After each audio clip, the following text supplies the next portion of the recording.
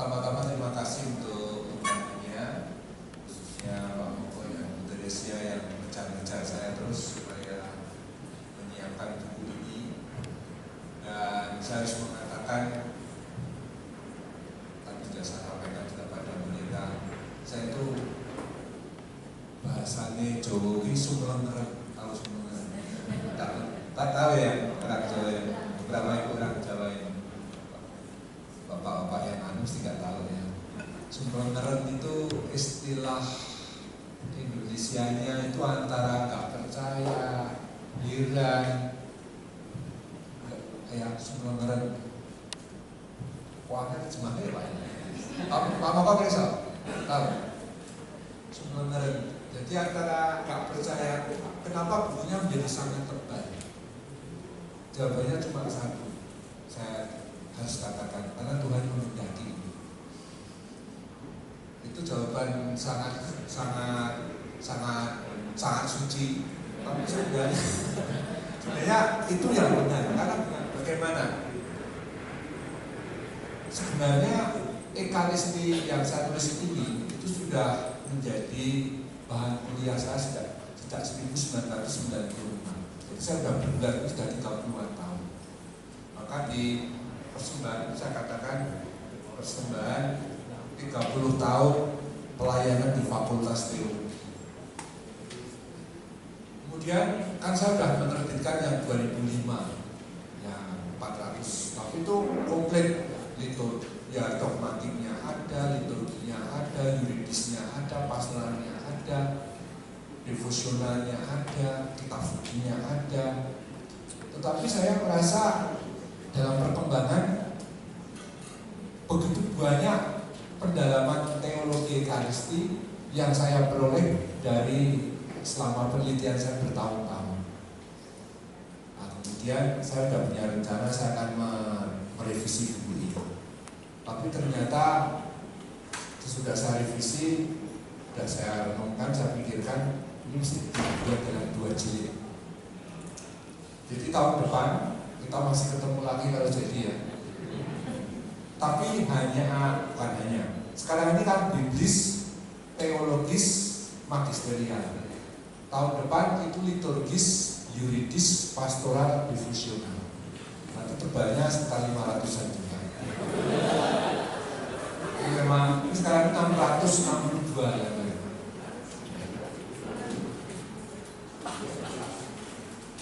Kenapa bisa seperti itu? Bukan karena saya pandai, enggak. Karena Ekaristi itu memang salah satu tema yang paling banyak dibahas. Dan kita tahu ini kan menjadi sumber hidup, pusat iman kita semua. Maka kalau ngomong Ekaristi tidak bisa sederhana. Dan yang membuat saya terkagum-kagum bukan karena tulisannya ini. Begitu kayanya Ekaristi itu seperti saya itu setiap kali pencerahan kadang-kadang pas adorasi kan tiap hari saya adorasi ya. Terus saya bicara dengan Tuhan. Tuhan kok begitu kayanya dirimu yang kau wahyukan kau nyatakan dalam Ekaristi. Itu yang membuat saya itu bergetar. Oke, sekarang kita lanjut ke bahan kita. Tolong Benny, mengapa buku Ekaristi ini? Pertama, keterbatasan buku Ekaristi yang komprehensif mengenai Ekaristi. Umumnya, menurut saya ya, minta maaf ya, terkadang saya itu kalau ceramah di mana-mana ngomong teologi Ekaristi itu bagus. Tadi pertanyaannya, Romo, komun itu berapa kali kalau sehari? Praktis banget yang ditanyakan itu. Ya kan? Romo gelutut itu bagaimana yang benar? Romo, Mazmur itu harus nyanyikan atau hanya boleh beberapa atau kalau Mazmur itu yang benar yang mana? Aduh. Jadi, tapi lah umat kita. Kalau saya akan mengajar teologi imamat untuk para calon Romo. Ada salah satu bahasan yang kita bahas dengan para frater itu. Kalau umat tidak paham, kalau umat tidak tahu banyak tentang iman kita, berarti romonya harus bertanggung jawab. Maka saya selalu mengatakan ada romo-romonya bilang umat itu goblok-goblok. Saya bilang yang goblok itu romonya, saya bilang gitu. Kenapa nggak membuat umat pinter? Jangan menyalahkan mereka itu memang tiap hari kerjaannya ya bisnis, ngajar, nggak pernah ya studi khusus tentang teologi dan liturgi. Maka jangan disalahkan. Tapi jangan tanya, mereka tanya soal ekonomi, soal wah mereka top. Jadi itu maksud saya. Nah, katekesenya. Maka ibu bapak, lebih perlu diakon katekes yang datang ini bagi saya pilihan yang pilih betul. Karena bagi saya untuk bicara level ini, biblis teologis liturgis magisterial ini benar-benar sangat pokok.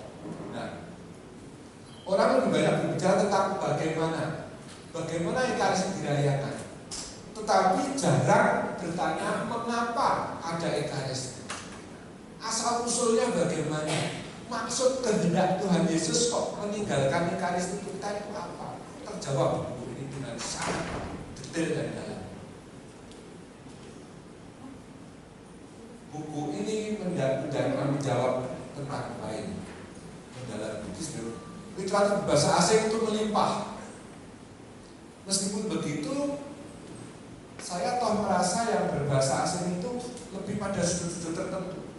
Tapi bukan sebagai sebuah sintesis teologis, itu masih terbatas juga. Nah, ini memberi sintesis dalam bahasa Indonesia. Nanti kita lihat. Bapak sudah beli katanya. Di Bapak tahu. Nanti akan kita buka-buka. Kita akan belajar bersama. Buku Ekaristi lama sudah jadi, maka perlu pembaruan. Oke. Lanjut Henny. Slide berikutnya.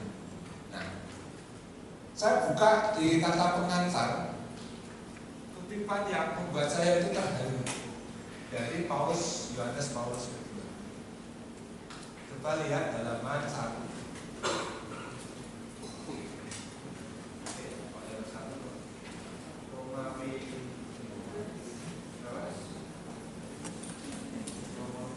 Isinya aja panjang banget.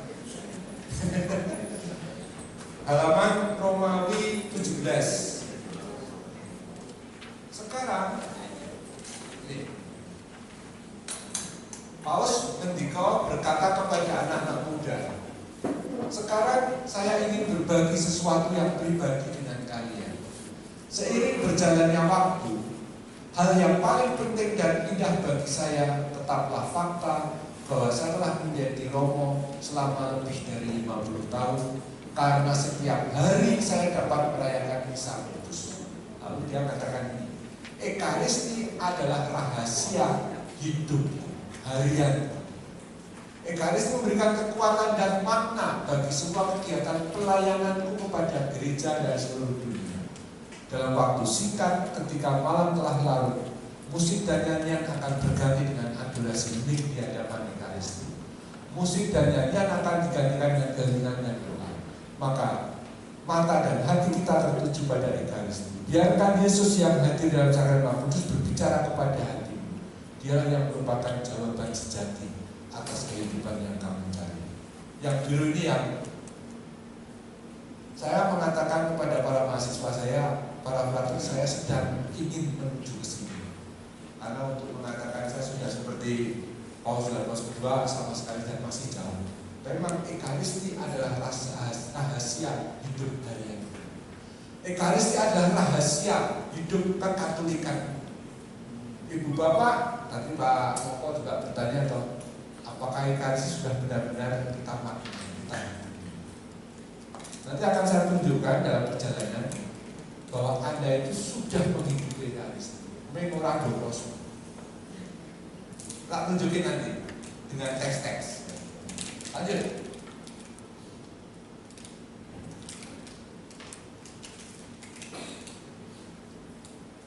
Ada 7 bab ya untuk melihat ketebalannya.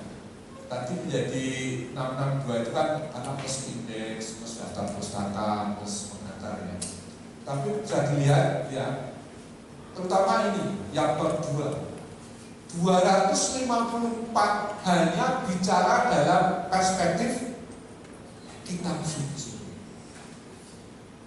ngeri itu, udah satu buku tebal sendiri. Lalu yang pertama nanti kita akan agak lebih cepat. Patristik itu juga cukup tebal. Terus sudah itu rata-rata 50-an. Kenapa ini saya kurangi? Karena saya makin takut terlalu tebal. Udah saya pepet gitu supaya nggak terlalu tebal. Tapi toh akhirnya tetap tebal. Patristik abad pertengahan, menarik sekali nanti Thomas Aquinas, terus reformasi, Trente, ubah gereja Vatikan kedua, para paus sampai Paus Fransiskus, karena Paus Leo belum banyak ajaran antikristi. Nah, ini tentang diskusi modern, tapi juga ada satu bagian profesi saya pribadi, perspektif saya sudah menulis begitu banyak. Lanjut. Sekarang mulai bab 1. Inkarnasi sebagai karunia paling berharga. Kita mulai dengan kata makan. Kita itu tiap hari kan makan. Makan kan menjadi kebutuhan sehari-hari kita. Nah, perjamuan makan bersama de facto merupakan fenomena paling sosial paling penting dan universal. Dimanapun, apalagi sekarang, meeting itu kadang-kadang pertemuannya di mana Pak? Di resto, ya kan? Di kafe, sambil minum, sambil makan, sambil ngobrol, tapi yang penting. Jadi makan bukan soal isi perut, tapi soal pertemuannya, keakraban, persaudaraannya itu yang lebih penting. Ya, nah, saya sampaikan 3 mitologi di buku. Tantalus itu dari Yunani, itu mengenai orang yang selalu haus akan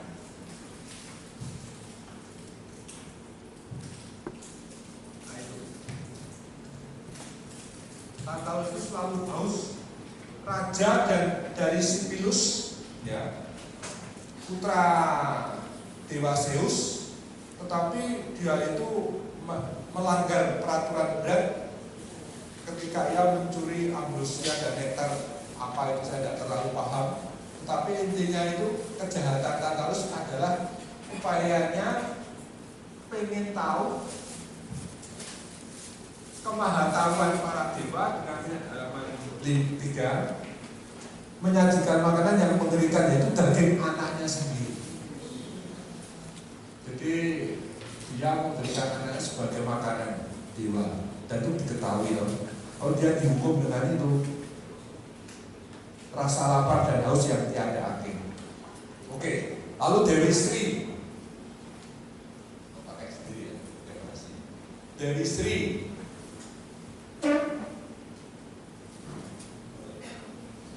Dewi Sri itu udah tahu ya konteks Jawa. Dewi Sri.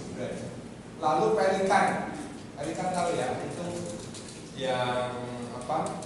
Ada mitologi pelikan induk karena anaknya kok lapar, dia diberi darahnya sendiri, mencucur, dan dipakai untuk simbol, kan disebut oleh Santo Thomas Aquinas dalam nyanyiannya itu pelikan, burung pelikan. Maksudnya Joshua atau Almarhum yang paling suka nyanyi burung pelikan. Itu simbol inkarnasi. Yesus yang memberikan darahnya untuk anak-anaknya, mengorbankan hidupnya untuk. Nah, yang menarik dari beberapa teolog, karena seperti Mendoza dan Bisbal, dia menyebut bahwa sebenarnya makanan itu selalu mengandaikan makna simbolik kematian yang memberi kehidupan. Maksudnya begini, kalau ibu bapak makan, itu yang kita makan harus mati demi kita supaya bisa makan. Bapak ibu kalau mau pengen makan ikan, ikannya bisa kita minta, ikan aku minta dikit, kan dia harus mati.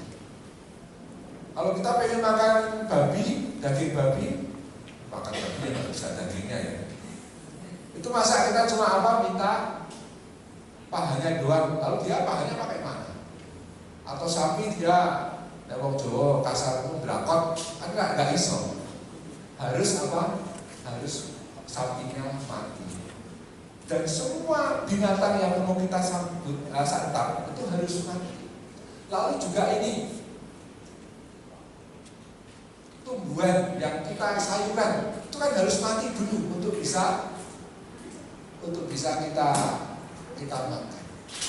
Dengan lain kata, memang untuk bisa dimakan harus ada pengorbanan dari pihak yang sudah mulai mengalah ya. Ekaristi itu kan tubuh dan darah Kristus, maka dia harus mati dulu untuk memberi hidup. Harus ada pengorbanan supaya ada kehidupan baru untuk itu. Jadi kita mesti ingat, jangan membuang makanan karena apa? Karena ada pengorbanan. Kasihan saudara lele, saudara ikan, saudara ayam yang sudah meninggal dunia tapi kita sia-siakan. Itu loh. Ini teologi makanan ini saya kembangkan di bab 1 yang menjadi dasar untuk omong tentang Ekaristi. Ternyata perjamuan Ekaristi pun inti pokoknya pada perjamuan makan. Terimalah dan makanlah, terimalah dan minumlah. Urusannya juga makan. Tapi Yesus harus mati dulu supaya bisa memberi makan kita. Mulai ingat ya, mulai kita pemanasan dulu. Terus ganti slide. Kok aku mati? Bisa.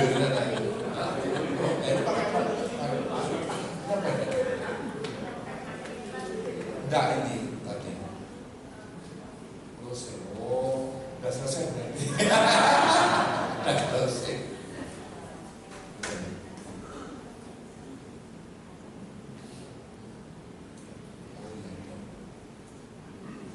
Oh iya, terima kasih. Oh ya, terima kasih. Ya. Kita sekarang masuk ke istilah bagian kedua, istilah. Jadi bagian awal tadi mau ngomong perjamuan makan itu begitu penting untuk kita demi persaudaraan. Tapi lepas dari itu, makanan sendiri selalu menandakan ada siklus atau simbol kematian untuk memberi kehidupan. Saya sudah mulai menyiapkan bagaimana Kristus wafat untuk kita agar kita bisa menyambut dan Ekaristi. Dan kejadian. Sekarang istilah. Nah, istilah paling populer itu Ekaristi jelas, tapi juga bisa dua-duanya istilah yang biasa dipakai. Perjanjian baru hanya mengenal perjamuan Tuhan, Kyriakon Denon, dan pemecahan roti. Jadi di kitab suci Perjanjian baru hanya dikenal dua istilah ini, perjamuan Tuhan dan pemecahan roti. Ini Paulus, ini Lukas. Pertanyaannya, apakah sejak awal setelah Tuhan Yesus wafat dan bangkit, apakah selain dua istilah itu ada istilah lain yang digunakan? Karena istilah Ekaristi itu baru muncul digunakan pada tulisan Didache. Didache itu ajaran 12 rasul, 12 murid pada akhir abad 1 atau awal abad 2. Ya. Nah, sekarang saya masuk ke tema yang sangat penting dan ini saya akan berhenti. Dan ini termasuk pencerahan saya yang pertama atau kedua lah. Yaitu ternyata Yesus kan wafat dan bangkit itu antara tahun 30 atau 33. Saya mengikuti Walter Kasper, Kardinal Walter Kasper yang berkata atau mengikuti pandangan dari ahli tanggal 7 April tanggal 30 tahun 30 7 April tahun 30. Nah, penggunaan kata perjamuan Tuhan dari Paulus itu baru sekitar tahun 40-an. Pertanyaannya di dekade 30-an itu menggunakan istilah apa? Laverdier yang seorang ekseget, ahli kitab suci sekaligus ahli Ekaristi, dia menemukan bahwa sebutan awalnya adalah roti epiousios kami, our daily bread. Bapak kalau ngomong our daily bread itu kita ingat apa? Doa Bapak kami, give us this day our daily bread. Our daily bread itu terjemahan sebenarnya dari epiousios. Kata epiousios, pertama roti itu menunjuk acara makan minum pada zaman ini ya. Jadi kalau orang-orang Timur Tengah itu biasa makan itu tidak makan apa, tapi makan roti. Makan roti itu sudah acara makan sendiri. Itu istilah yang dipakai untuk menggunakan seluruh acara makan. Berarti bukan hanya makan roti ya, sayurnya, kalau ada dagingnya, itu semua, tapi sebutannya roti. Maka istilah roti itu menunjuk pada seluruh acara makan minumnya. Nah, kan kita poinnya ini yang paling penting. Istilah epiousios merupakan kata sifat dalam bahasa Yunani yang amat sulit diterjemahkan. Tidak ada dalam kosakata sastra dan percakapan Yunani. Jadi bahasa Yunani sendiri dan sehari-hari juga dalam filsafat Yunani tidak pernah ada istilah epiousios yang terjemahnya daily tadi, harian tadi, sehari-hari tadi. Oke? Oke ya, pelan-pelan saya. Tapi istilah epiousios itu hanya ada dalam dua teks perjanjian baru, yaitu teks doa Bapa kami Matius 6:11 dan Lukas 11:3.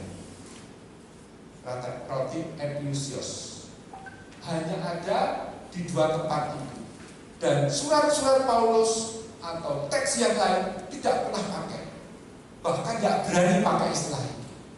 Istilah itu terlalu suci keramat. Pertanyaannya mengapa? Mengapa? Karena istilah ini khas, unik, sekaligus keramat dan suci. Tidak sembarangan boleh digunakan. Bapak biasa tuh ada, mungkin Bapak punya baju atau punya apa yang hanya dipakai waktu-waktu tertentu. Ada enggak? Iya. Kalau suster itu malah apa? Itu ya saya ingat ada baju suster yang baru yang disimpan, dipakai hanya nanti pas meninggal. Pas meninggal. Jadi udah disiapin itu. Besok kalau aku mati aku pakai ini yang baru. Mau menghadap Tuhan. Jadi ada yang mungkin Bapak punya apa suatu yang keramat dalam pengertian dipakainya jarang-jarang. Ada apa itu? Sering kita punya itu. Nah, itu seperti itu, tidak sembarangan. Nah, sekarang mari kita lihat. Itu halaman 110, 112. Oh, bandingannya. Sementara nanti kita lihat juga di 110 dan 112 ya. Tadi kan disebut epiousios itu hanya ada di dua teks, yaitu Matius 6:11, Lukas 11:3. Terjemahan LAI-nya ini. LAI itu teks ini ya, Lembaga Alkitab Indonesia. Berikanlah kami pada hari ini makanan kami yang secukupnya. Lukas, berikanlah kami setiap hari makanan kami yang secukupnya. Bahasa Yunaninya menjadi ton, arton, hemonton, epiousion, dari kata epiousios, adjektifusnya, dos, hemin, semeron. Lukas, ton, arton, hemonton, epiousion, dido, hemin, tokat, hemeran. Hemeran itu hari. Agak beda. Terjemahannya Indonesianya agak dibikin sama. Lihat. Penerjemahan itu kan sebenarnya kalau istilah bahasa Italia itu kan Suatu terjemahan itu selalu pengkhianatan. Maksudnya tahu? Kalau terjemahkan itu mesti ada hal-hal yang hilang. Kayak tadi, sumelengeren. Sangat susah menerjemahkan sumelengeren lopo. Nek Jawa kayak ketok, itu antara kagum, apa? Nggak percaya, tercengang-cengang, jadi satu campuran. Bucahnya telurnya doble gitu, doblok nih, nonton ini kayak apa? Nah itu terbengong-bengong. Sekarang sampai pada inti terjemahan poinnya. Bapak Ibu perhatikan ini. Vulgata tahu nggak? Siapa yang menerjemahkan Vulgata? Satu, Hieronymus, betul sekali. Satu Hieronymus itu menerjemahkan bahasa Yunani-nya Matius ini itu dengan panem nostrum super substantialem dan nobis burgi. Sementara Epiusion di Lukas, satu Hieronymus yang sama terjemahannya beda, quotidianum. Terjemahan ini yang kemudian dipakai oleh Gereja Katolik, panem nostrum quotidianum dan nobis burgi, ya kan? Selatan loh. Apa lah Pak Ibu? Mater noster quies in celis sanctificetur nomen tuum adveniat regnum tuum fiat voluntas tua sicut in cielo et in terra panem nostrum quotidianum da nobis hodie sicut in nos panem nostrum quotidianum dan nobis hodie. Berilah kami pada hari ini makanan yang secukupnya. Pertanyaannya, kenapa Hieronymus menerjemahkan di Lukas tidak pakai makanan atau quotidianum yang sehari-hari? Terjemahnya itu super substantialem. Ternyata super substantialem itu apa? Itu adalah arti dasarnya supersubstansial itu adikodrati, ilahi, mengatasi yang manusiawi. Berilah kami roti, bukan hari ini, tapi berilah kami roti surgawi. Terjemahan langsungnya itu berilah kami roti surgawi. Panem nostrum super substantialem dan nobis burgi. Dengan lain kata, berilah kami roti makanan surgawi. Apa artinya roti surgawi? Roti surgawi itu tidak lain adalah mana baru, yaitu Yesus. Dengan lain kata, epiusios. Tapi kenapa kok dibedakan? Karena Lukas itu jemaat Kristen non Yahudi yang tidak terlalu kenal Taurat. Itu kan orang-orang Kristen non Yahudi yang tersebar di mana-mana. Sementara yang kelompoknya Matius itu jemaat Kristen Yahudi yang memang sangat mengenal Taurat. Dan di Taurat itu apa? Di Taurat itu ada yang namanya diajarkan bahwa setiap hari umat Israel dari perjalanan Mesir sampai masuk tanah terjadi selama 40 tahun mereka makan dari mana setiap hari. Dan tentang mana, nanti saya masih akan lanjutkan mana itu yang bagaimana. Tapi intinya mana itu diberikan setiap hari. Ketika ada umat yang menyembunyikan mana untuk besok pagi, ternyata membusuk. Jadi mana itu hanya bertahan untuk satu hari. Karena orang Israel diajar supaya hidup bergantung pada Allah, bukan menyimpan sendiri. Jadi diajari setiap hari dapat rezeki dari surga. Nah, mana dari surga itu adalah roti yang diberikan Allah. Dan kita tahu dalam Injil Yohanes, Yesus mengatakan, akulah roti hidup. Dengan lain kata, doa Bapa kami dengan terjemahan Epiusion aslinya dari teks kitab suci dengan super substansialem itu berarti dalam konteks ini adalah mengingatkan pada mana baru yang ada Yesus Sang Ekaristi. Nah, maka doa Bapa kami, ini kesimpulan saya, roti omnisius kami dan doa Bapa kami menunjukkan pada Kristus sendiri sebagai roti surgawi atau Ekaristi. Berdoa Bapa kami sama saja menyerukan permohonan, berilah Kristus Sang Ekaristi. Itulah mengapa doa Bapa kami merupakan sudah doa syukur agung dan kumpulan. Tahu kan? Karena dalam doa syukur agung itu roti dan anggur diubah menjadi tubuh dan darah. Lalu umat berdoa, berilah kami itu. Dijawab waktu saat ini baik. Mengapa kita menerima komuni sesudah doa Bapa kami? Mereka pas doa Bapa itu orang bengok berteriak, berilah kami roti surgawi itu yang tadi berada diubah dalam doa syukur agung. Maka saya katakan, ya, doa Bapa itu merupakan doa sakral keramat. Gereja Angkatan pertama itu hanya diberikan untuk calon baptis sesudah menjadi calon baptis. Kan ada 3 tahap toh. Upacara pelantikan sebagai katekumen, 2 pemilihan calon baptis, yang ketiga inisiasi, ya kan? Jadi sejak awal belum diberikan doa Bapa kami.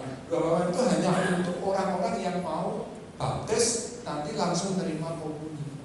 Doa itu terlalu sakral, terlalu suci. Oh, sekarang kan sudah boleh untuk siapapun. Nah, itulah sebabnya doa Bapa kami itu doa Ekaristi. Maka ingatlah, setiap kali kita doa Bapa kami itu sebenarnya kita itu sedang memohon Ekaristi, sedang memohon berilah kami roti surgawi. Super substansial tadi dari kata Epiusion. Masuk? Ya, ini baru dengar kali ini loh. Saya juga baru tahu itu ya. Ini temuan-temuan yang bagi saya mengejutkan. Memang paling bagus kali Bapak itu membaca buku saya. Dan ada waktu untuk tadi kan halaman 100 berapa? Ini 10. Coba lihat halaman 110.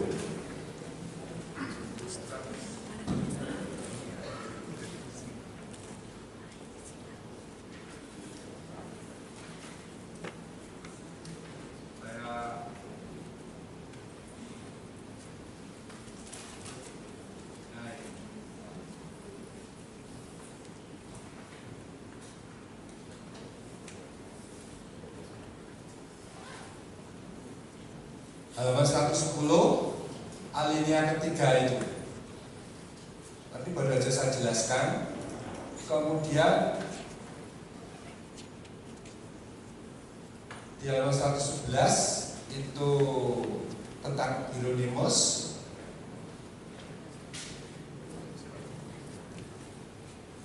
Brand Peter itu saya kutip, dia pada halaman 111 paling bawah. Apa makna dari terjemahan Hieronymus itu?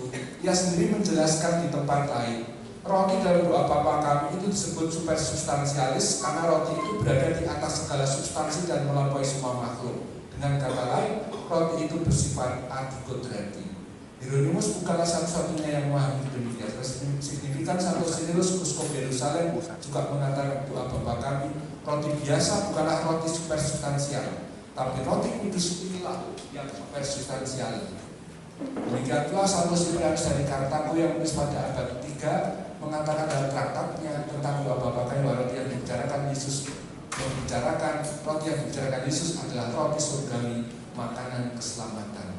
Dan kita tahu langsung maksudnya Ekaristi. Jadi doa Bapa kami itu kesimpulannya doa Ekaristi. Mohon berilah kami Ekaristi. Dan ini poin yang paling pokok awal sebagai Kalau yang 2627 Laverdir itu tentang istilah tadi.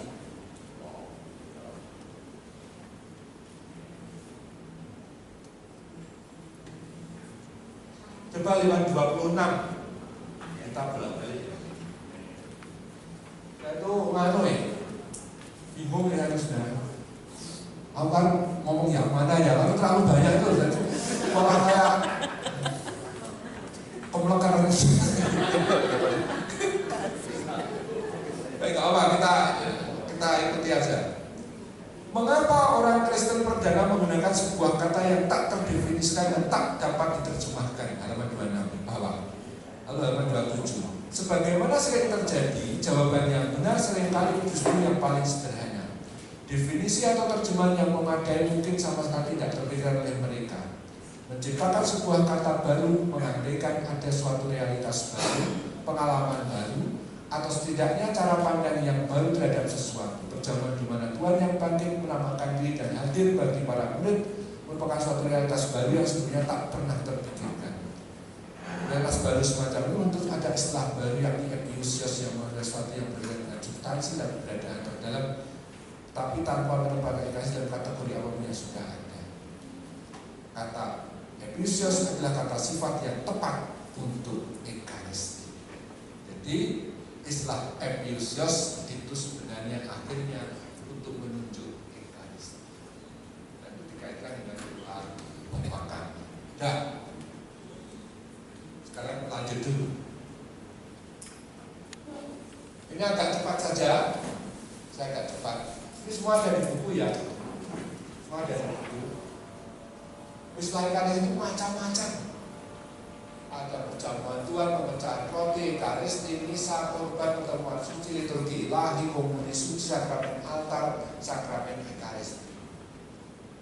Dan itu saya sebut di buku dengan kapan mulai muncul, dipakai di mana, semua ada. Ya. Sekarang ekaristi dalam kitab suci. Langsung masuk ke bagaimana. Paulus Benediktus 16 indikor bahwa perlu ditegaskan bahwa pesan Yesus sama sekali tidak dapat dipahami dengan benar bila dipisahkan dari konteks iman dan harapan umat terpilih. Ekaristi memang didasarkan pada penetapan dari Tuhan Yesus dalam perjanjian baru. Lalu ada empat akar bahwa semuanya ini mengarah ke ekaristi. Penantian akan eksodus baru, kehadiran Allah di tengah umatnya, upacara-upacara korban dalam perjanjian lama dan mana serta roti sajian atau roti kehadiran. Kita mulai dengan penantian akan eksodus baru. Benar bahwa orang-orang Yahudi pada zaman Yesus itu menunggu sang Mesias pembebas dari tanah mereka, dari penjajah Romawi. Benar, tapi itu hanya salah satu pandangan. Tapi lebih beragam sebenarnya. Datangnya kerajaan Allah, pemulihan Israel, pembaruan perjanjian Allah, pengampunan dosa dan pertobatan, tegaknya keadilan Allah, pemulihan eskapus seluruh dunia. Ini semua menjadi harapan orang-orang Israel. Contohnya, Bapak, enggak. Mereka itu menantikan pemulihan Israel. Kenapa? Karena orang 12 suku Israel itu tercerai-berai sampai hari ini. Pada abad 8, kerajaan utara yang terdiri atas 10 suku itu morak-marik dihancurkan oleh Asyur. Pernah dengar kan ya sejarah ini ya? Oleh Asyur. Lalu tinggal Yehuda, kerajaan selatan, itu pun dihancurkan Babel abad 6. Itu 2 suku hancur juga, morak-marik tersebar kemana-mana. Maka mereka dalam hati sebagai bangsa pengen semoga pada waktunya Tuhan Allah mengembalikan semua Israel secara penuh 12 suku itu. Nah, Yesus sebenarnya mulai menjawab ketika dia memilih 12 simbolik. Yesus itu sedang memulihkan Israel. Neng itu tapi Jawa ya saya itu. Tapi Israel yang baru. Bukan berdasarkan darah, hubungan darah, tapi berdasarkan iman. Justru Abraham sejak awal dia menjadi bapak bangsa, bapak orang beriman untuk seluruh manusia di bumi karena iman. Iman kepada siapa? Kepada Yesus. Orang yang beriman kepada Kristus, dia akan menerima atau menjadi umat baru. Tahun lalu saya ngomong soal baptisan sebagai pintu pertamanya. Nah, penantian Yesus baru itu juga kuat. Exodus waktu zaman Musa, maka nanti juga mesti muncul akan namanya Musa baru. Dan Yesus itu diperkenalkan di perjanjian baru, terutama oleh Injil Matius sebagai Musa baru. Pernah dapat pelajaran sinoptik Bapak? Ingat enggak? Musa itu menurunkan berapa kitab? 5 Pentateuch. Yesus pun oleh Injil Matius diperkenalkan sebagai Musa baru. Buktinya apa? Dia naik di atas gunung sampai di bukit itu, Matius 5-7, ya. Dan itu Yesus menyampaikan 5 khotbah besar dalam Injil Matius. Pertama, khotbah pertama bab 5-7, khotbah besar kedua bab 10, khotbah besar ketiga bab 13, khotbah keempat bab 18, khotbah kelima 24-25. Saya hafal sejak diajar oleh Romo Suharyo. Bapak Kardinal waktu masih jadi dosen saya, beliau mengatakan Yesus itu Musa baru karena dia seperti Musa memberikan hukum Allah itu di gunung, ya kan, Gunung Sinai. Yesus di gunung juga, di atas bukit, kemudian memberikan 5 hukum. Kalau Musa, Yesus itu 5 khotbah besar. Saya hafal 5-7, 10, 13, 18, 24, 25. Cek. Jadi sejak awal gereja sudah memahami Yesus adalah Musa. Berarti dia adalah pemimpin Exodus baru.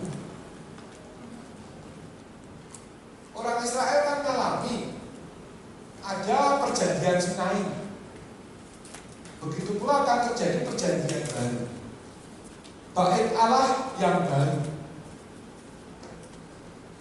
Karena apa? Karena bait Allah itu hanya 2 kali dibangun, tapi hancur terus. Maka mereka menanti-nantikan semoga datanglah bait Allah yang baru, entah kapan. Yesus menjawab, akulah bait. Di mana?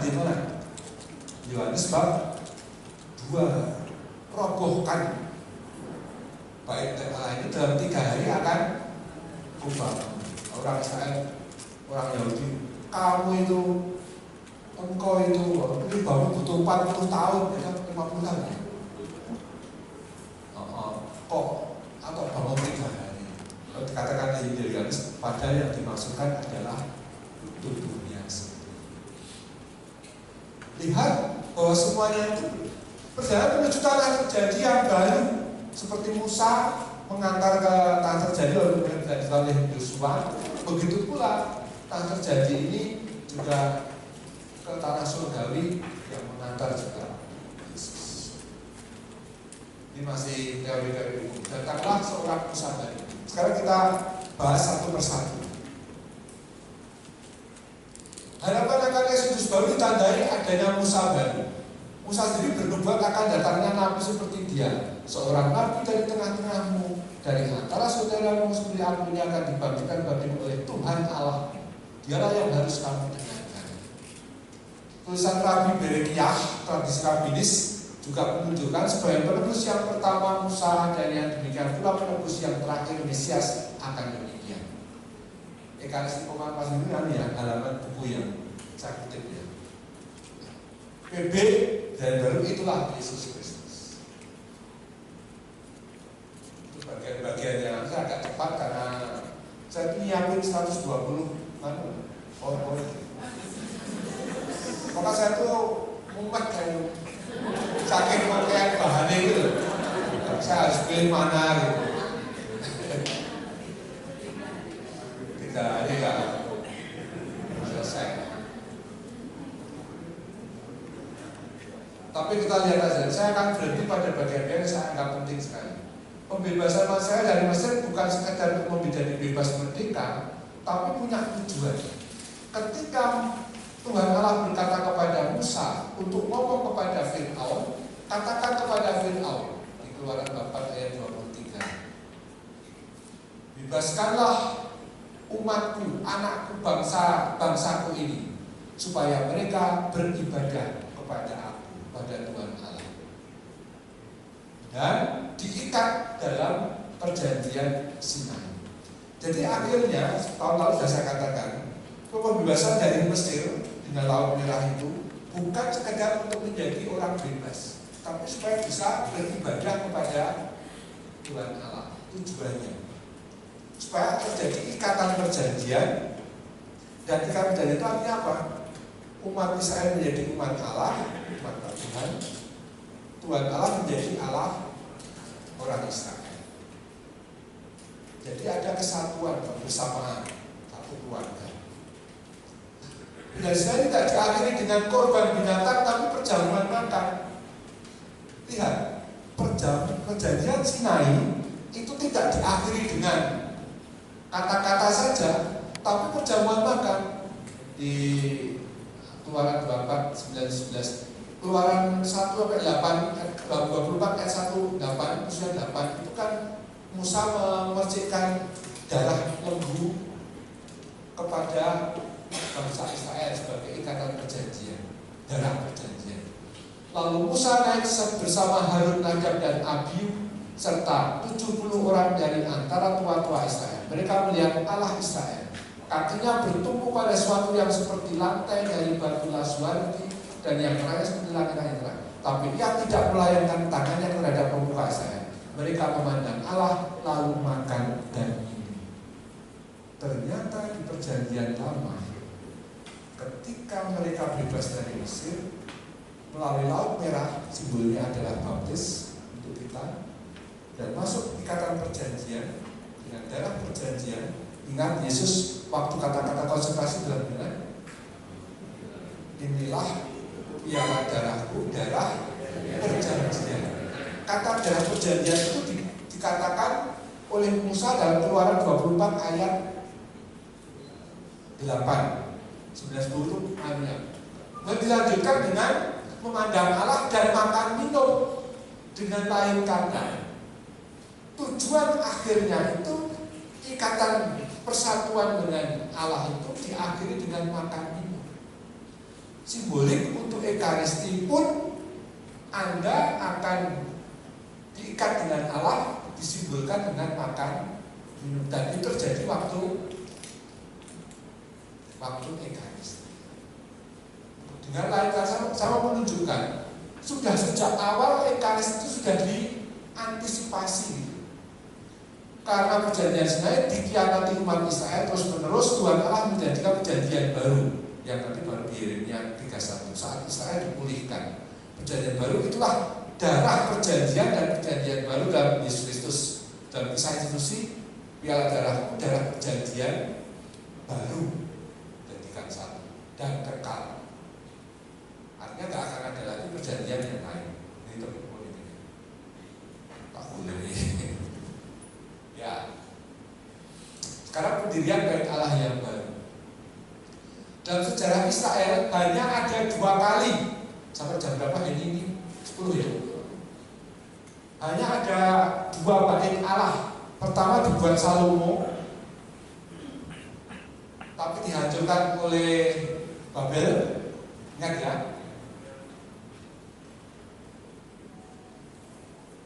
Dibangun lagi, itu sudah Esra Nehemia ya.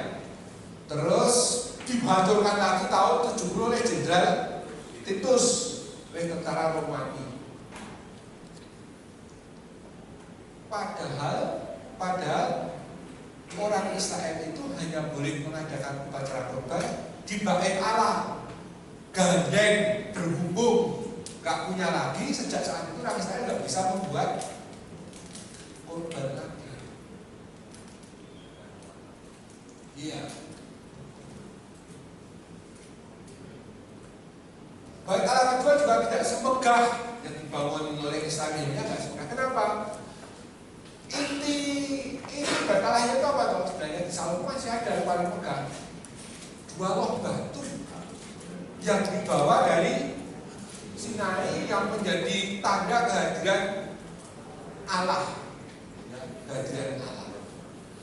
Lah waktu dihancurkan oleh Babel, hilang itu. Sehingga bait Allah itu istilahnya tidak bisa seperti itu. Maka di buku saya mengutip pandangan dari Ragunis Bapak yang mengatakan kami nggak bisa seperti dulu lagi. Jadi kehancuran bait Allah itu memicu nubuat para nabi akan datangnya dan dibangunnya kembali bait Allah yang baru oleh Allah. Dan perjanjian baru mengatakan itulah Yesus Kristus. Itu semua yang dinantikan orang Israel itu wabah bermuara, apa tahu ya? Semuanya bermuara pada Yesus yang menggenapi. Saya tekap di bawahnya sih. Kok tekap di Yesus. Lanjut. Perjalanan menuju tanah terjadi yang baru. Kisah Exodus itu kisah kembalinya ke-12 suku Israel ke tanah terjadi yang diberikan kepada Abraham. Tapi abad ke-8 kehancuran Raja Utara mencerai-beraikan 10 suku Israel. Tadi saya katakan. Abad ke-6 Yosua juga dihancurkan sehingga 2 suku juga tercerai-berai. 12 suku itu tidak pernah bersatu lagi. Para nabi menubuatkan berkumpulnya kembali ke 12 suku Israel di tanah terjadi yang baru. Yeremia dan Yerusalem baru, nuansa eskatologis zaman akhir nanti. Perjanjian baru, Yesus memilih 12 rasul dan mengatakan pada rasul, nanti kalian akan menghakimi semua orang. 12 suku itu mulai digenapi dengan 12 suku itu kan soko yang menjadi dasar bangsa Israel. Dengan 12 rasul dibayangkan mulainya bangsa Israel yang baru, namanya apa? Gereja. Gereja adalah umat Allah baru. Tidak berdasarkan darah, tapi berdasarkan iman. Sebab kalau tetap pakai darah, kita nggak ada hubungannya dengan Israel. Kalau sekarang sedang perang terus, ya kan? Kita tahu orang Israel itu gara-gara nggak percaya pada Yesus perang terus.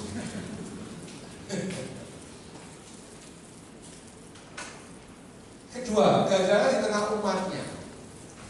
Saya terkesan dengan bukunya Samuel Terrien.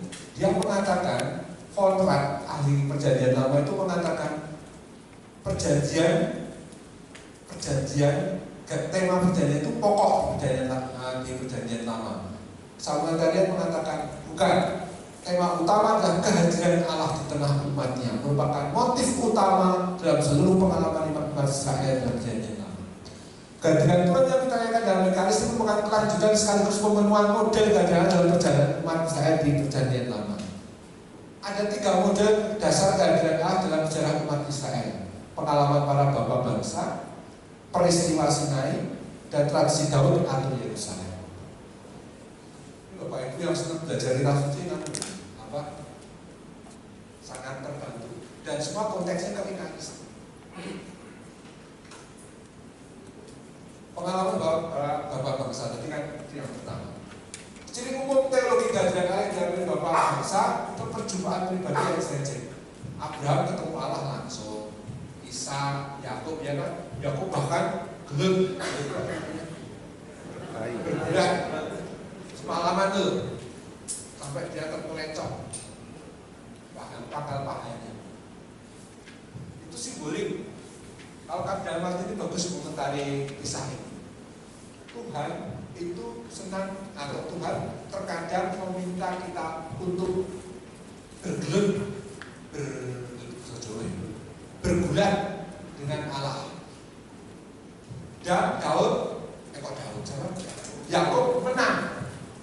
Allah pun pengen kita itu bergulat dan menang. Bergulat dalam arti apa? Allah tidak hanya hadir dalam kedamaian, ketenangan hati, tapi dia pun hadir dalam krisis-krisis hidup kita. Dia hadir dalam perkelahian kita melawan berbagai tantangan, godaan dan seterusnya. Dan kita diminta menang. Jadi menang itu.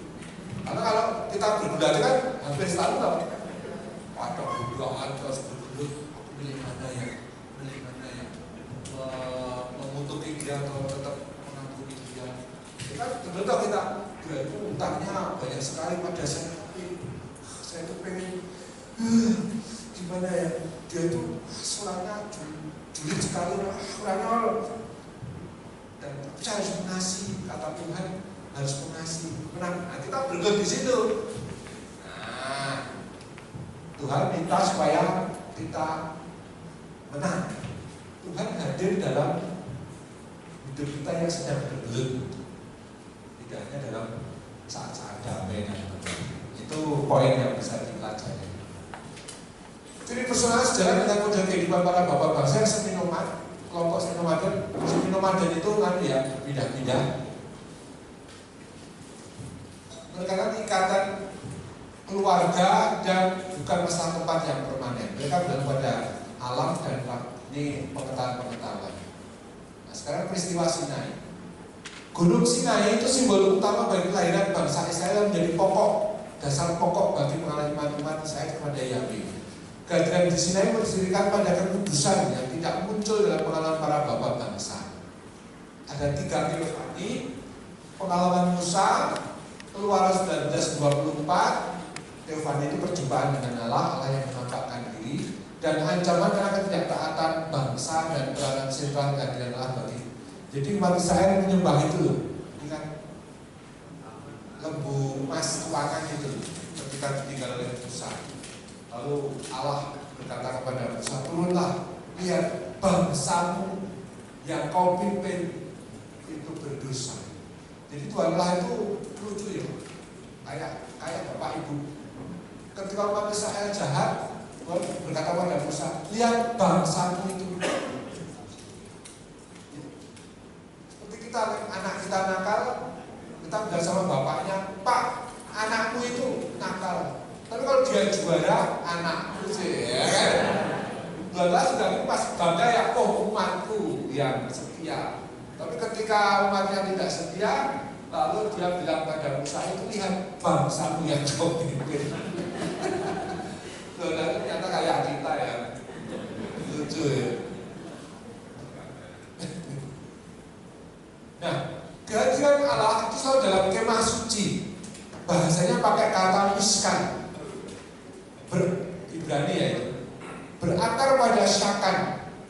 Kata syakan itu tinggal berdiam atau menetap, tapi bersifat sementara. Syakan itu kayak tinggal sementara, itu kayak orang berkemah.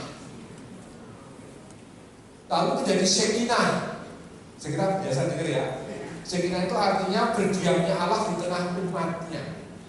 Tapi baru istilah pada tahun 70. Lalu dari kata syakan, Shekinah, muncul kata eskenosen.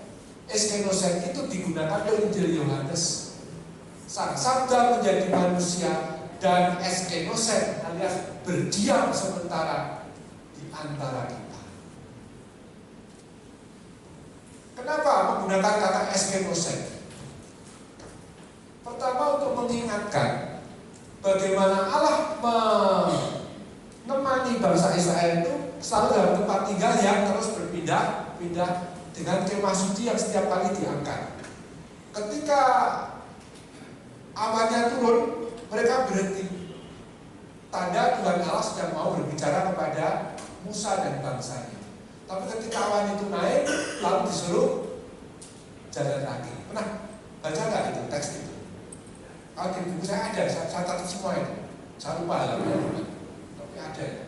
Tetap turun, awan berhenti lagi, bukan ngomong, naik lagi, jalan lagi. Intinya gitu. Nah, kami bisa. Nah ini nih. Yang pertama mengingatkan kehadiran Tuhan Allah. Jadi kalau Yesus sang Sabda menjadi manusia itu dengan istilah eskenosen, pertama dia menggenapi kehadiran Allah yang ditunggu-tunggu umat Israel yang dulu hadir dalam kemah suci, sekarang itu hadir dalam pribadinya. Yesus adalah sang Allah yang menjadi manusia. Dan yang kedua, dia tinggal sementara di antara kita karena Yesus memang habis dengan wafat, dia kemudian tapi akan tetap hadir dalam bentuk yang Tansi Daud, konteks Mesias sudah menetap terjadi dan bahkan hidup dalam kerajaan. Ciri kehadirannya berbeda.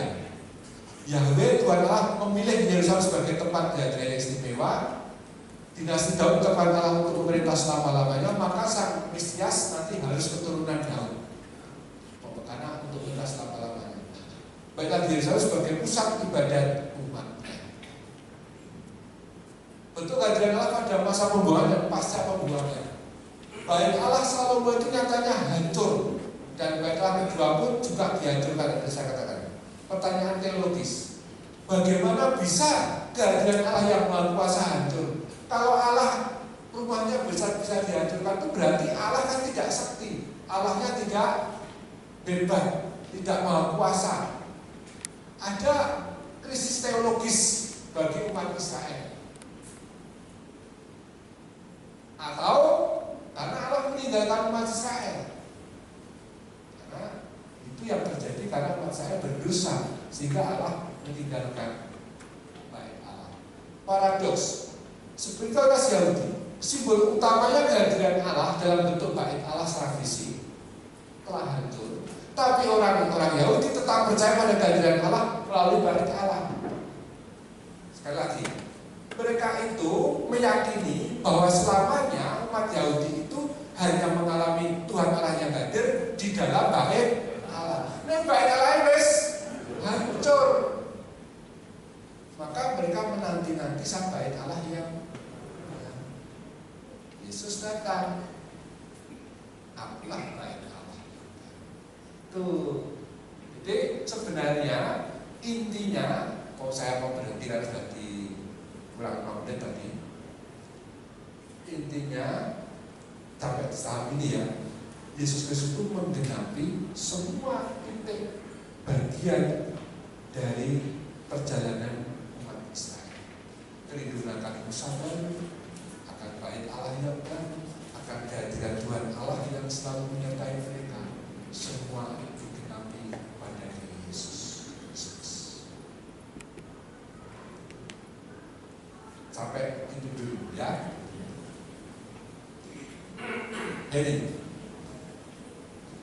Yesus Kristus mempersonifikasikan dalam sebuah pribadi kehadiran Allah sendiri